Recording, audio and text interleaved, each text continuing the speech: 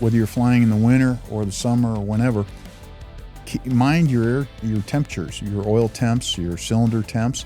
If they're getting hot, try and reduce that. You certainly must run full rich if you've got hot cylinders. That will help cool. Reduce your power settings a bit and make sure you've got as much airflow over that engine as possible. I'm John. I'm Jeff. And this is Keep Those Props Turning. Perspectives and insights to keep you flying, not grounded. All right. Well, I guess we're talking about hot weather flying today as opposed to other times of the year.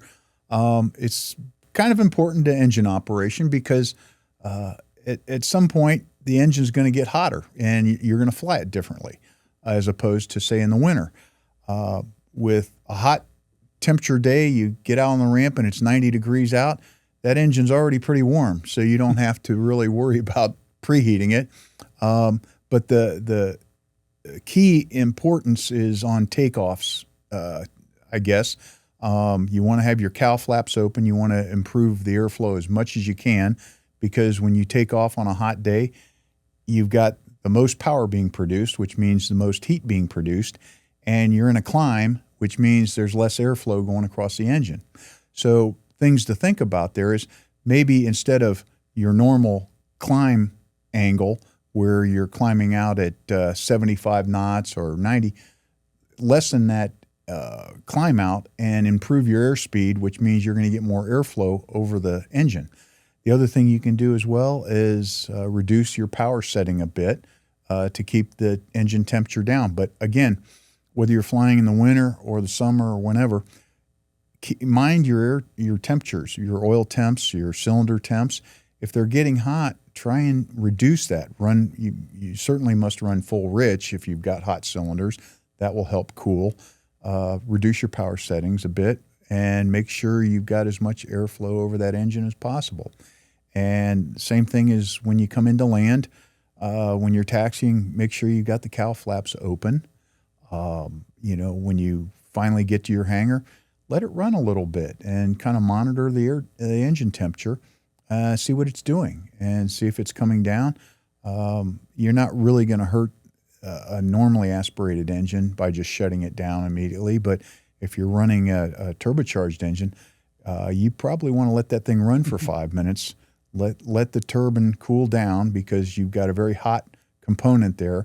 And if you just turn it off right away, the oil sitting there with a very hot component it's gonna boil off, it's gonna coke up, and next thing you know, you're gonna have turbine trouble. So best thing to do is let things stabilize, let the temperatures come down, and don't be in a hurry to shut it down. I see a lot of people pull up to an FBO, and the line guy, he's telling you to stop and cut it. And just ignore them. Run that engine until you're happy, and then shut it down. Don't let anybody force you to shut your engine down before you're ready.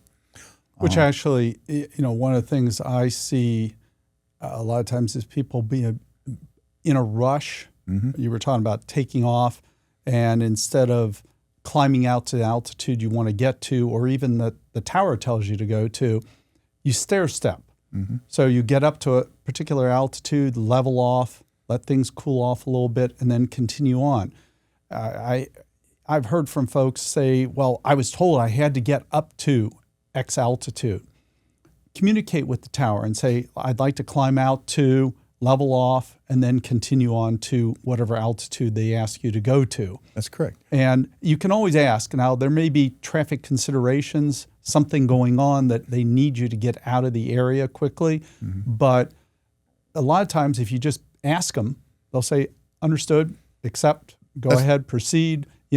Just communicate. That's correct. You always have to remember, you're the pilot in command. They're working for you. Their job is to separate traffic. Your job is to fly your plane and make sure you're not putting that engine in a bad position.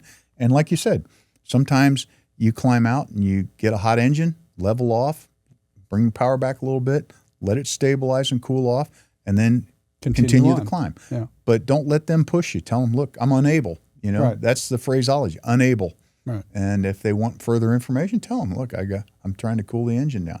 But you mentioned on shutdown too. That's the other thing. You'll have the folks on the ramp trying to get done, move on to the next aircraft coming in. Take your time. I mean, and in the helicopter, they always told us, continue to run the aircraft or the engine, if you will, at idle with throttle back until you saw it drop in oil temperature. Drop in oil temperature. Once you start seeing a drop, that means that the oil is starting to cool. The internals, if you will, in the engine are starting to cool. We're not shutting it down with it having been just at full power, set down, shut down. Well, it's now still we're heating baking. up. Yeah, we're That's right. baking inside. That's right. Yeah, the line guys, you can appreciate their position. They're out on a hot ramp. They want to get back in the FBO where it's cool, but they've got to realize they can't leave until you shut the engine off. So they're going to sit there and they're probably going to give you the stink eye. But you've got to take care of your engine because that thing hanging on the engine of your airplane is $80,000. They're not. Yeah, they're not paying for it. That's you right. are. That's right. So take care of it as best you can. Yeah. The other side of this is in cold weather. I see people oftentimes on a ramp, running up the engine, trying to get it up to temperature again, 160, 150 degrees oil temperature, and they're really pushing it. Yeah, I see that all the time. Certain aircraft people or owners are worse than others, but you're not helping that engine when it's on the colder side and running it at 1,500 RPMs. Idle it at normal speeds, let the oil get into the engine and move around, and just accept it's going to take some time for it to warm up. But running it hard doesn't help anything when there's no oil in the engine. Because the heat that you're generating comes from two sources. One, the combustion, the firing of the cylinders. The other is friction.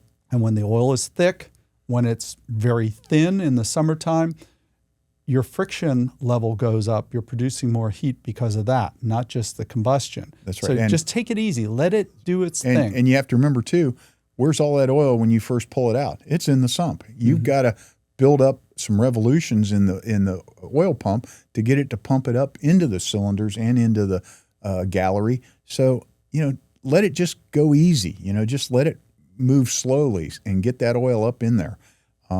It's just it's something I've never been able to convince people to do that. You see it day in and day out. You hear them, 1,500 RPMs. You look out and you're like, you shake your head.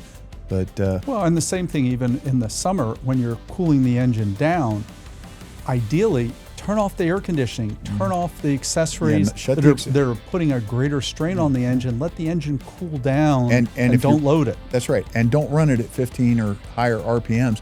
All you're doing is producing more heat. Yeah. Bring it back to idle. Let the thing cool down. But, some of that logic evades a lot of pilots, I think.